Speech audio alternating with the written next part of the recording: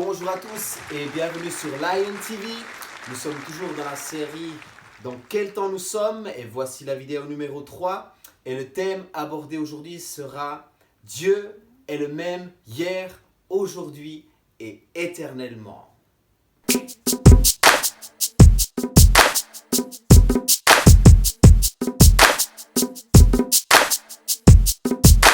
Oui alors, bonjour à tous et bienvenue sur Lion TV et c'est la vidéo numéro 3 de cette série Dans quel temps nous sommes. Et aujourd'hui on va traiter un thème assez particulier et ce sera un parallèle entre les différentes générations qui ont été sur la terre. On va prendre déjà la première génération antédiluvienne, c'est-à-dire la génération de Adam et Ève jusqu'à Noé, la première création. Ensuite, la deuxième avec Abraham, avec Lot, jusqu'à la génération d'aujourd'hui. Et on va faire un parallèle, on va faire une analogie par rapport dans quel temps nous sommes, qu'est-ce qui nous attend et qu'est-ce qui est arrivé à un moment donné à ces générations qui nous sont précédées et pourquoi ces choses leur est arrivées. D'abord, on va prendre un verset dans la parole de Dieu. C'est un verset qui se trouve dans le livre de l'Ecclésiaste, qui a été rédigé, on pense, par le roi Salomon, qui était un homme rempli de sagesse. Il a écrit beaucoup de proverbes dans la parole de Dieu. Et voilà ce que nous dit l'Ecclésiaste. Dieu dit dans l'Ecclésiaste, il n'y a rien de nouveau sous le soleil. Ecclésiaste 1, verset 9. Ce qui a été, c'est ce qui sera, et ce qui s'est fait, c'est ce qui se fera.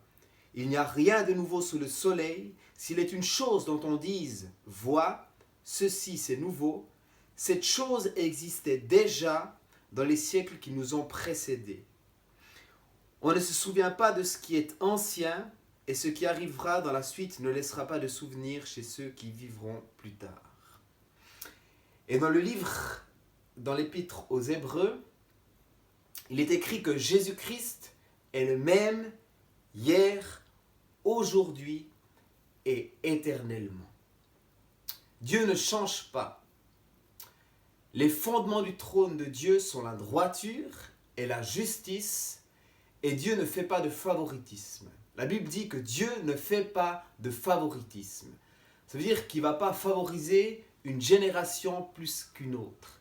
Il ne va pas favoriser une personne plus qu'une autre personne. Dieu donne des dons, Dieu donne la grâce, Dieu est miséricordieux envers chaque être humain. Pour chaque être humain, il y a un temps qui lui est imparti pour le rencontrer, pour régler sa vie avec Dieu. Dieu ne choisit pas certaines personnes pour qu'elles soient perdues, d'autres pour qu'elles entrent dans la vie éternelle. Non, Dieu est un Dieu juste et Dieu ne fait pas de favoritisme.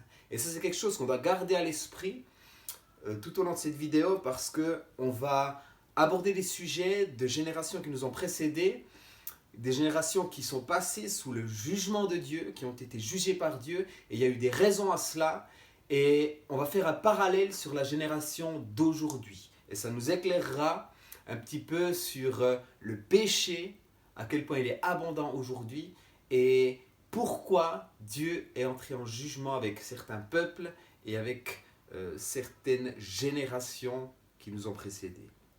Dans Matthieu 12, au verset 41, c'est écrit « Les hommes de Ninive se lèveront au jour du jugement avec cette génération et la condamneront parce qu'ils se repentirent à la prédication de Jonas, et voici, il y a ici plus que Jonas. » Et là, c'est Jésus qui parle, parce que Jésus est venu avec les signes, les prodiges, les miracles.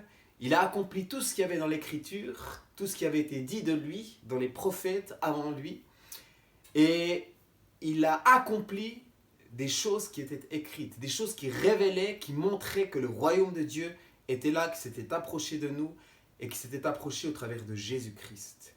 Il a guéri des malades, il a fait se lever le paralytique, il a fait que des aveugles voient, il a fait que des sourds entendent, il a chassé les démons, il a fait que des gens possédé, le gars qui était dans les sépulcres à Guédara, il l'a libéré de légions de démons. Il a ressuscité des personnes d'entre les morts, des choses puissantes où la gloire de Dieu a été révélée.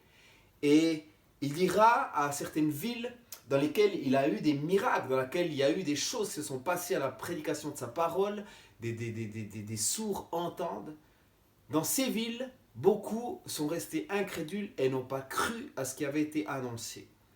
Et Jésus dira que les gens de Ninive, c'était des gens, dans la parole de Dieu, qui étaient de grands pécheurs devant l'Éternel. C'était des gens qui faisaient des choses abominables, qui se livraient à des orgies, qui n'honoraient pas Dieu, qui ne respectaient pas Dieu, mais au contraire qui idolâtraient. Ils avaient tellement d'idoles, et ils vénéraient même Satan, ils vénéraient Baal, ils vénéraient plein d'idoles. On ne va pas rentrer dans le détail dans ces choses, mais c'était vraiment une génération perverse et corrompue. Et Dieu choisit un prophète, le prophète Jonas, qui est du peuple d'Israël, du peuple de la promesse. Et ce Jonas est choisi pour aller annoncer que le jugement de Dieu va venir sur Ninive si Ninive ne se repent pas de sa manière de vivre. Tous les habitants de Ninive.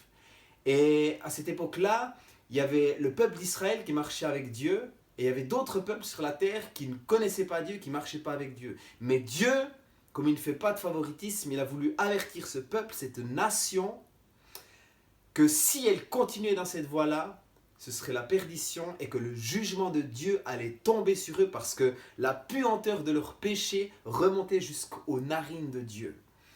Et donc, il leur envoie un prophète pour qu'ils se repentent, parce que Dieu fait miséricorde, parce que Dieu veut que tous parviennent à la connaissance de qui il est et que tous se repentent, que tous changent de comportement pour ne pas passer sous le jugement. Et donc Jonas, lui-même qui connaissait ces Ninivites, qui connaissait comment ils étaient, lui, il refuse, parce qu'il se dit, mais c'est pas possible, je vais pas aller leur dire de se repentir pour qu'ils se repentent, ce peuple qui commet tellement d'abominations, qui n'aime pas le peuple d'Israël. Alors, dans un premier temps, il fuit loin de la face de Dieu et il se détourne et il ne veut pas accomplir ce qu'il a à accomplir. Et vous connaissez cette histoire, vous pourrez la lire dans la Bible, c'est l'histoire de Jonas. Parce qu'il a fui devant la face de Dieu, alors il sera mangé, il sera sur une barque et il sera mangé par un gros poisson. Et pendant 3 jours, il sera dans le ventre de ce poisson, dans le ventre de cette baleine.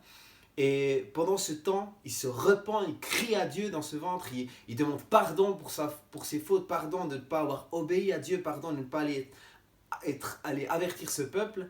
Et donc, au bout de 3 jours, le poisson le recrache, et là, il y va et prend cette décision d'aller prêcher la repentance à ce peuple. Et là, stupéfaction, après la prédication de son message, le roi et le peuple acceptent cette parole, réalisent qu'elle est de Dieu, réalisent qu'elle est vraie, et tout le peuple se repent. Tout le peuple se repent, demande pardon à Dieu, et le jugement de Dieu ne vient pas sur ce peuple. Et Jonas, lui, il ne comprend pas, et lui est en colère. Lui est en colère parce que Dieu a pardonné à ce peuple. Mais dans la suite, on peut aller lire plus tard, après il comprend voilà, que Dieu est un Dieu de miséricorde et que Dieu voulait accorder la grâce à tous.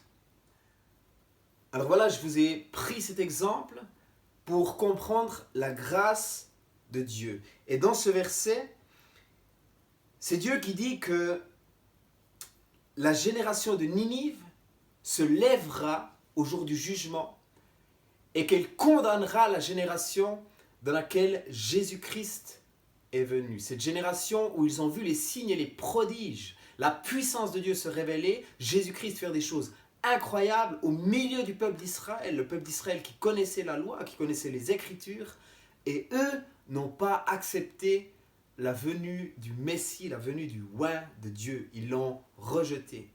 Et Dieu dit que cette génération-là de Ninive se lèvera et condamnera cette génération. Pour dire qu'il n'y a pas de favoritisme entre les générations, que Dieu est égal envers tous et envers tous les peuples. Et on va encore lire un passage maintenant de l'Écriture dans Matthieu chapitre 24. Et c'est ses disciples, quand ils marchent avec lui, ils lui posent la question, mais quand est-ce que la fin du monde, quand est-ce que ces choses arriveront? Parce qu'auparavant, Jésus-Christ leur parle du royaume de Dieu, de sa venue dans la gloire, qu'un jour, il y aura un jour de jugement. Et ses disciples lui demandent, mais quand est-ce que ces choses arriveront? Et Jésus-Christ leur parle un peu en parabole, et il leur dit, mais ce qui arrivera du temps de Noé arrivera de même à l'avènement du Fils de l'homme. Voici au chapitre 24, pour ce qui est du jour et de l'heure, personne ne le sait, ni les anges des cieux, ni le Fils, mais le Père seul. Ce qui arriva du temps de Noé arrivera de même à l'avènement du Fils de l'homme, car dans les jours qui précédèrent le déluge, les hommes mangeaient et buvaient, se mariaient et mariaient leurs enfants jusqu'au jour où Noé entra dans l'arche. Et Jésus-Christ a pris cet exemple-là déjà pour nous dire que ce jour viendra à l'improviste, il nous surprendra comme un voleur. Et il y a beaucoup de paraboles par rapport à ce sujet-là, mais on traitera ça dans les autres vidéos encore par la suite. Mais dans cette vidéo, c'est vraiment pour marquer les générations. Et dans ce contexte-là,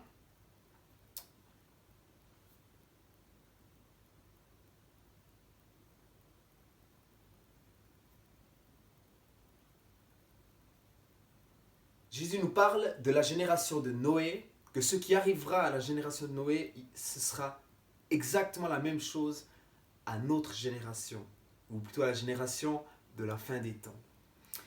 Et on peut prendre ce parallèle où Noé, la Bible nous dit que divinement averti en songe, il a reçu la révélation de construire et de bâtir l'arche.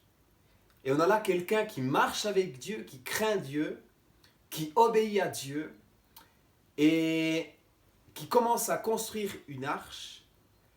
Et on peut imaginer à cette époque-là, Noé, le fou, l'illuminé de Dieu, qui construit une arche, et tous les autres qui marchent dans le péché. Et voilà, on parle de cette génération-là. Et maintenant, on va lire un petit peu l'état de cette génération antédiluvienne et qu'est-ce qui s'est passé à ce moment-là et comment les cœurs étaient à ce moment-là, comment les gens, les êtres humains se comportaient à cette époque-là. Et je pense que Jésus nous a aussi parlé de cette époque-là pour qu'on puisse tirer un parallèle avec notre génération, puisqu'il ne fait pas de favoritisme et on va voir comment le cœur de l'homme est aujourd'hui. Est-ce qu'il a changé? Est-ce qu'il est meilleur? Est-ce que nous sommes semblables à ceux qui étaient avant le déluge? Et on va voir. La Bible nous disait tout à l'heure qu'il n'y a rien de nouveau sous le soleil. On va prendre Genèse au chapitre 6. Verset 1. Lorsque les hommes eurent commencé à se multiplier sur la face de la terre, et que les filles leur furent nées, les fils de Dieu virent que les filles des hommes étaient belles, et ils en prirent pour femmes parmi toutes celles qu'ils choisirent.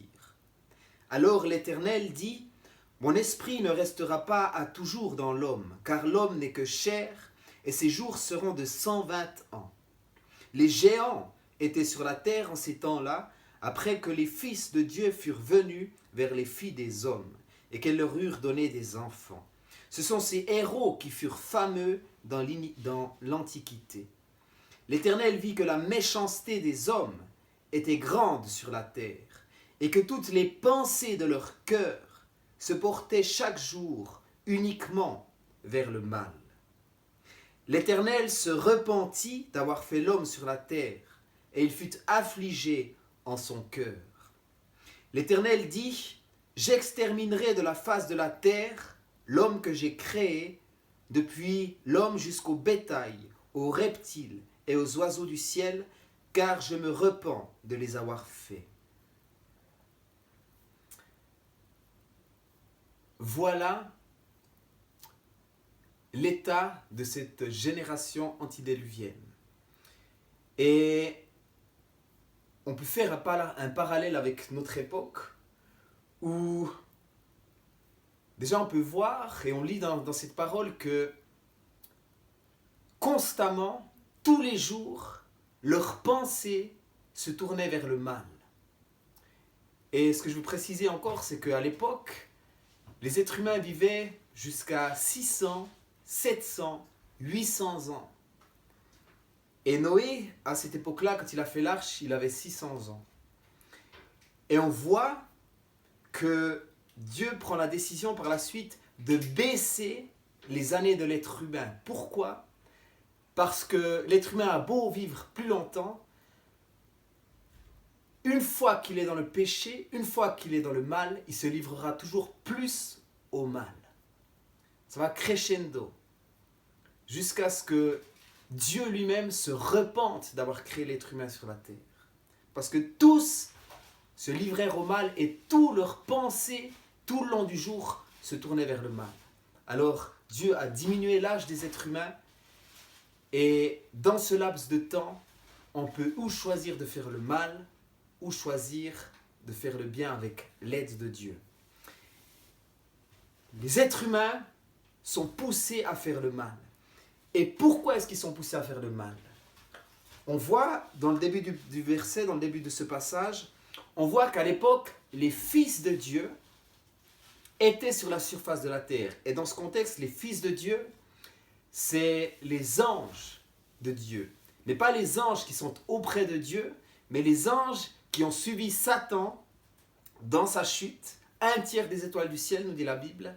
Ils ont suivi Satan, ils ont été précipités sur la terre. Et ces anges déchus ont peuplé aussi la terre, se sont unis avec des femmes, ils les ont trouvées belles, sont devenus un avec des femmes. Et il y a eu des êtres qui étaient là dans cette première création, des êtres mi-angéliques, mi-humains. Et c'était ces héros qui furent connus dans l'Antiquité. Et c'est pour ça qu'ils avaient une puissance, il y avait des géants qui étaient là aussi sur la terre. Et c'est parce que cette race divine, angélique, déchue, a copulé avec les êtres humains.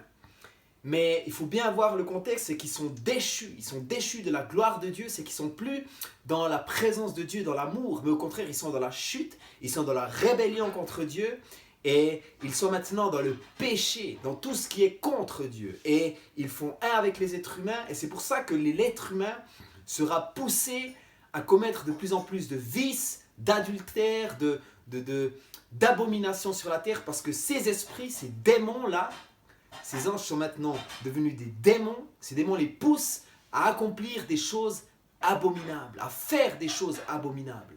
Et si on reprend toutes ces histoires qui sont contées dans les mythes, la mythologie, l'Antiquité et toutes ces choses, c'est que la préfiguration de ce qui s'est passé là. Et si vous lisez tout ce qui s'est passé dans la mythologie et tout ça, c'est souvent de l'inceste, des choses abominables qui sont en réalité contre le vrai Dieu.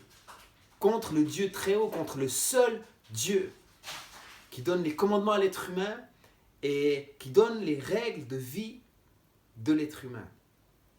Et ces êtres-là sur la terre font que l'être humain commence à aller tellement loin que Dieu veut les exterminer de la surface de la terre. Que même les bétails, même tout ce qu'ils avaient était corrompu. Il fallait tout éliminer pour tout recommencer. C'est le bétail, hein, le bétail. Parce que le genre humain s'était corrompu sur la terre parce qu'ils s'étaient liés avec les esprits démoniaques et ils avaient été influencés, ils avaient été séduits par eux et ils allaient que en direction du mal. Et là, dans ce contexte-là, Noé, qui marche avec Dieu, qui craint Dieu, est là et lui et sa famille seront sauvés. Et c'est divinement averti. Par grâce, il est averti dans un songe que le jugement de Dieu va venir sur la terre et il est comme les enfants de Dieu aujourd'hui qui annonçons, qui prêchons la parole de Dieu et certains l'entendent, certains ne l'entendent pas. À cette époque-là, les gens ne l'entendaient pas. Alors que Noé était droit, il était juste devant l'Éternel, il craignait Dieu Et il annonçait certainement, il devait évangéliser, il devait annoncer que le déluge viendrait. Il en a même parlé à ses beaux-fils qui ont ri, qui se sont moqués. Et il n'y a que quelques-uns qui seront sauvés de sa famille. Quelques-uns seront sauvés. Et à un moment donné, la pluie commencera. Toujours plus. L'arche sera fermée. Mais les êtres humains de l'époque, c'est au dernier moment qu'ils se rendront compte que effectivement, la pluie ne cessera pas jusqu'à 40 jours de pluie. Et toute la terre a été recouverte. Et ce déluge, pour ceux qui ne croient pas, pour ceux qui croient que c'est qu'une fable, toutes les traces du déluge ont été trouvées dans toutes les civilisations autour de la terre. Il y a des traces partout de ce déluge. Alors ça, c'était la génération antédiluvienne. Et Dieu nous demande de faire un parallèle jusqu'à notre génération d'aujourd'hui. Sommes-nous meilleurs qu'eux? Je ne pense pas. Et pourquoi je ne pense pas? Parce que déjà, la plupart d'entre nous, on ne craint pas Dieu, on ne marche pas avec Dieu, on n'est pas en accord avec sa parole, on ne respecte pas, on n'honore pas ses commandements, et on se livre à tout genre de choses. Si vous prenez les commandements de Dieu, vous verrez que la plupart d'entre nous ne sommes pas en règle avec Dieu, que cette génération aujourd'hui, elle n'est pas en règle avec Dieu. Et Jésus nous dira, dans une de ses paroles, « Sauvez-vous de cette génération perverse et corrompue. » Le cœur de l'humain ne change pas, il se porte toujours vers le mal dès son plus jeune âge. C'est dans les Proverbes. Dès son plus jeune âge, l'être humain, son cœur se porte à faire le mal. Et ça, c'est la trace du péché originel qui nous habite. Et pour lutter contre ça, on a besoin de l'aide de Dieu, on a besoin d'être renouvelé dans notre pensée, dans notre intelligence, dans notre cœur. Et ça, c'est seulement avec l'aide de Dieu. Mais pour ça, il faut reconnaître qu'on est pécheur, il faut reconnaître qu'on fait le mal malgré nous. Paul dira, qui me délivrera de ce corps de chair? Parce que quand on est dans la chair, on est toujours poussé à faire de mal, mais quand on est racheté, quand on est dans l'esprit, quand l'esprit de Dieu habite en nous, alors l'esprit de Dieu nous pousse et nous aide à accomplir la voie royale, la loi de Dieu. Maintenant, cette époque, aujourd'hui, on fait beaucoup d'abominations semblables. Beaucoup d'abominations semblables. Mais on va encore en discuter en détail plus tard. Maintenant, on va reprendre une génération. Maintenant, on va reprendre une génération encore plus proche de notre génération. Mais c'est la génération après le déluge. Est-ce que les êtres humains ont changé, oui ou non? Et là, il y a les patriarches, il y a Abraham, et il y a déjà, jusqu'à Lot, et déjà au temps de Lot, d'Abraham, il y a un jugement de Dieu à nouveau qui tombe sur l'humanité. Et là, il tombera sur Sodome et Gomorrhe. Vous avez déjà entendu parler de Sodome et Gomorrhe. Et on va le prendre dans Genèse, au chapitre 19, verset 12. Les hommes dirent à Lot, « Qui as-tu encore ici? Gendre, fils et filles, et tout ce qui t'appartient dans la ville, fais-les sortir de ce lieu, car nous allons détruire ce lieu, parce que les cris contre ses habitants est grand devant l'Éternel. L'Éternel nous a envoyés pour le détruire. » Et là, il y a un jugement de Dieu de nouveau qui tombe et qui vient frapper le peuple de Sodome. Mais Dieu, encore une fois, fait grâce et il envoie des personnages, vous pourrez lire dans Genèse 18-19. Et ces personnages, c'est des anges qui sont envoyés à Sodome. Et parce qu'il y a un juste à Sodome, parce qu'il y a Lot et sa famille, ces anges s'arrêteront chez lui, le préviendront. Et Lot les invite à manger, à boire encore chez eux, et ces anges acceptent. Ces anges qui avaient apparence humaine. Et quand ils sont à la maison chez Lot, les habitants de la ville, les habitants du village, viennent frapper à sa porte et demandent à Lot, « Qu'y a-t-il chez toi ?» Et Lot dit, voilà, il y a 2 personnes. Et il leur dit, « Faites sortir ces gens afin que nous les connaissions. » Et qu'est-ce que c'est dans ce contexte-là, connaître quelqu'un? c'est connaître intimement, c'est connaître sexuellement. C'est le même terme qui est utilisé dans la Genèse quand Adam et Ève se connaissent. Et là, ils sont devant la porte et ils demandent à Lot de faire sortir ces anges, ces personnes qui étaient certainement belles, il y avait certainement quelque chose de glorieux sur eux, afin qu'ils les connaissent. Le peuple voulait les connaître. Les hommes voulaient les prendre. Vous comprenez qu'est-ce que je veux dire par là? Et c'est écrit que du petit au plus grand. Ça veut dire que même les jeunes qui étaient là voulaient connaître ces personnes qui étaient invitées chez Lot. Et c'est comme ça que ça se passait dans cette ville. Quand il y avait des étrangers qui venaient, alors les étrangers étaient capturés peut-être et les gens du village voulaient les connaître. C'était des pratiques, des sodomites, des gens qui pratiquaient ces choses-là, qui se livraient à toutes sortes de débauches sexuelles, homme-homme, femme-femme, on ne sait pas, avec tous des orgies sexuelles, pas seulement la sodomie, toutes ces choses-là, mais toutes des orgies sexuelles, des comportements abominables où il n'y avait pas certainement un homme et une femme qui étaient mariés ensemble. Tout le monde faisait tout et n'importe quoi avec tout le monde. Et je pense même, ça c'est mon avis, que même les animaux y passaient. Voilà, le jugement de Dieu vient sur Sodome et Gomorrhe. Ils veulent connaître les anges de Dieu. Et là, il y a un miracle qui se passe. Les anges de Dieu aveuglent ces personnes et ils peuvent partir. Il prévient Lot. Lot peut sortir de la ville. Et une fois qu'il a gagné une première ville, pas où il a pu aller définitivement, mais il a pu s'arrêter dans une ville plus proche. Alors, à ce moment-là, le feu du ciel descend et des météorites, une pluie de feu et de soufre descend et tombe sur Sodome et Gomorrhe. Ça, c'est la Bible qui nous parle de ces choses. Parce que Dieu juge toute iniquité. Et comme je l'ai dit tout au début, Dieu ne fait pas de favoritisme. Et ce qui a été, c'est ce qui sera. Dans chaque génération, Dieu a jugé des peuples, des nations qui se livraient à des abominations devant l'Éternel. Et c'est écrit que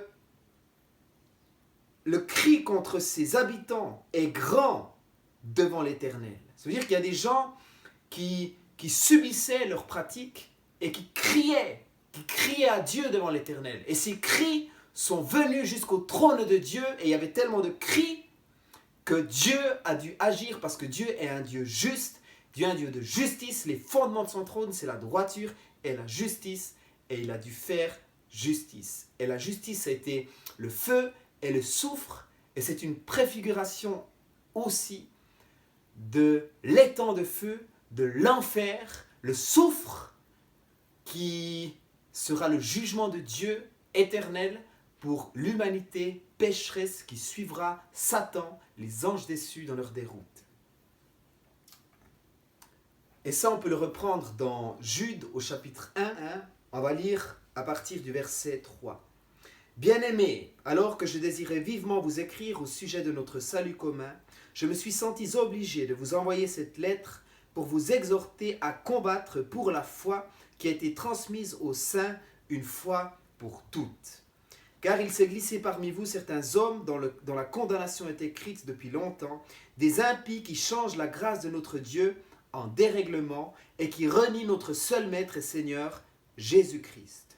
Je vais vous rappeler à vous qui savez fort bien toutes ces choses, que le Seigneur, après avoir sauvé le peuple et l'avoir tiré du pays d'Égypte, fit ensuite périr les incrédules, qu'il a réservés pour le jugement du grand jour, enchaînés éternellement par les ténèbres, les anges qui n'ont pas gardé leur dignité, mais qui ont abandonné leur propre demeure, que Sodome et Gomorrhe et les villes voisines qui se livrèrent comme eux à la débauche et à des vices contre nature, sont donnés en exemple, subissant la peine d'un feu éternel.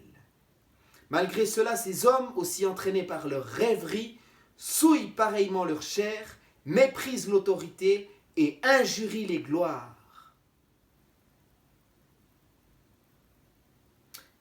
Et voilà encore ce que l'apôtre Paul nous dit à nous qui sommes croyants.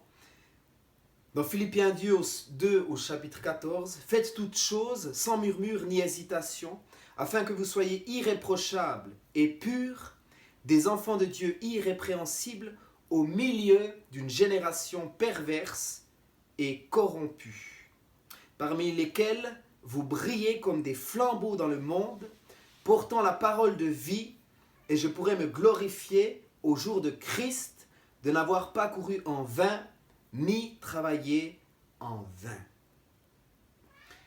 Et je vais vous reprendre encore un verset dans Luc au chapitre 17, qui nous parle encore de comment ce jour de l'Éternel viendra.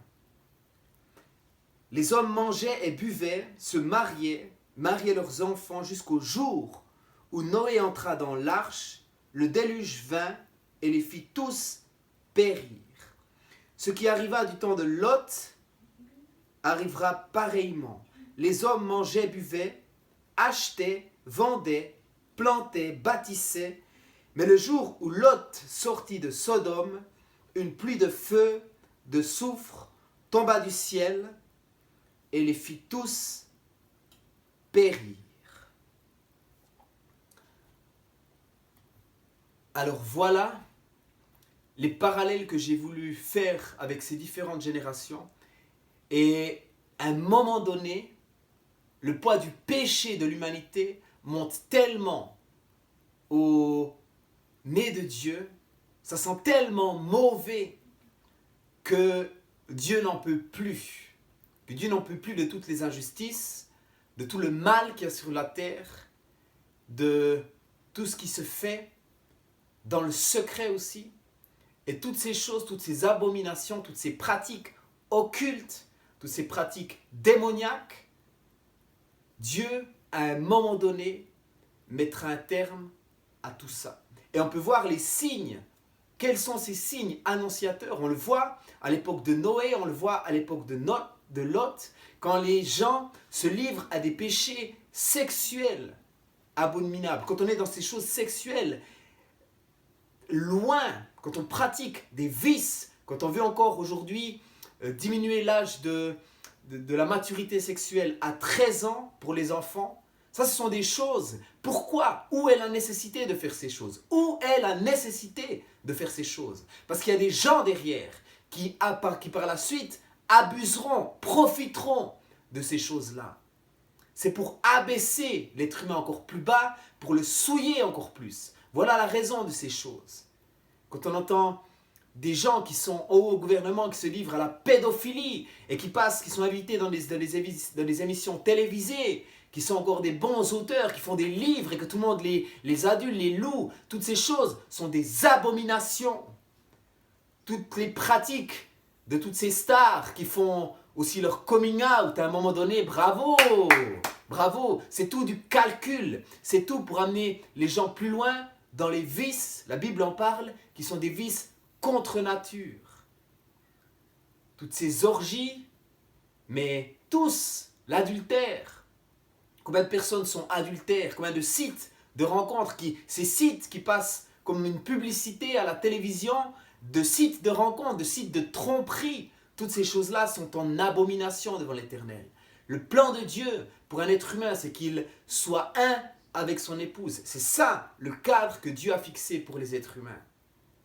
Mais l'être humain se livre à toutes sortes de choses. Et tout ce qui se fait dans le secret, tout ce que les gens font dans leur chambre, à cliquer sur on ne sait quoi, toutes ces choses-là sont des abominations à l'Éternel. Et chaque fois que ces choses-là sont en train d'être pratiquées, il y a un monde spirituel qui est là autour. Et ce monde spirituel, c'est le monde spirituel qui était avant le déluge. Avant le déluge, ils avaient une forme physique et ils pouvaient toucher les êtres humains. Mais maintenant, ces mêmes esprits, ces mêmes puissances qui sont là, elles sont là autour de nous. Et à travers de pratiques occultes, à travers de péchés que nous pratiquons, alors on ouvre des portes et ces esprits peuvent de nouveau nous atteindre. Ces esprits font de nouveau un avec nous. Et alors ils nous poussent toujours à accomplir des choses encore plus sales, plus mauvaises, à tuer les gens à travers nos paroles aussi. Il nous pousse à calomnier, il nous pousse à maudire, il nous pousse à tuer. Toutes ces choses-là, ce sont des parallèles de la génération de Noé. Maintenant, avec l'occultisme, il y a beaucoup de portes d'entrée et on fait de plus en plus un avec ces esprits, avec ces démons. On arrive à un point d'exaltation du mal qui est suprême. Qui est suprême. On le verra encore dans les prochaines vidéos où je tirerai des parallèles, où il y a des versets très précis qui nous parlent aussi de l'état des cœurs des gens à cette époque du temps de la fin. Mais il y a vraiment un grand parallèle. Et ce jour peut arriver à tout moment. À tout moment. La Bible dit que les gens se mariaient, buvaient, et ils vivaient leur vie, et ils ne se doutaient de rien, et à un moment donné, le jugement de Dieu est tombé. À un moment donné, quand les gens ne s'y attendent pas, quand tous ces gens qui pratiquent toutes ces choses pensent avoir mis Dieu de côté, pensent avoir rejeté Dieu. Non, non, non, non, non. On ne rejette pas Dieu. On ne met pas Dieu de côté. Mais Dieu use de patience et de miséricorde envers tous. Dieu envoie des serviteurs qui prêchent le vrai évangile. Dieu envoie des songes, des rêves. Dieu montre les choses concrètement. Qui de vous n'a jamais reçu un rêve de la part de Dieu, où Dieu vous avertissait de votre mauvaise manière de vivre, de vos mauvais comportements? Ou qui n'a jamais reçu une parole, ou qui n'a jamais croisé quelqu'un qui lui a parlé véritablement du vrai évangile et des conséquences de s'il en rejetait Dieu, les conséquences qui sont éternelles. Alors voilà, cette vidéo c'était pour tracer un parallèle envers la génération de Noé, envers la génération de Lot, envers différentes nations qui se sont repenties parce que Dieu ne change pas, il est le même hier, aujourd'hui et éternellement. Ce qui était, c'est ce qui se fera. Dieu vous bénisse. Je vous revois bientôt dans une prochaine vidéo. Mais cette vidéo, c'était vraiment pour placer le cadre, que vous puissiez méditer, que vous puissiez sonder le monde dans lequel on est. Regardez, prenez les Écritures. Je vous avertis, prenez les Écritures. Quels sont les commandements de Dieu? Quelles sont les règles de Dieu? Et comment l'être humain est en train de se vivre et de se comporter. Allez relire le livre de la Genèse, chapitre 6, où vous pouvez voir qu'est-ce qui se passait à l'époque de Noé, de Lot, et vous verrez qu'il y a beaucoup de parallèles avec notre époque. Dieu vous bénisse pour une prochaine vidéo. À bientôt. Dieu veut vous sauver de cette génération perverse et corrompue. Dieu veut vous avoir auprès de lui. Amen.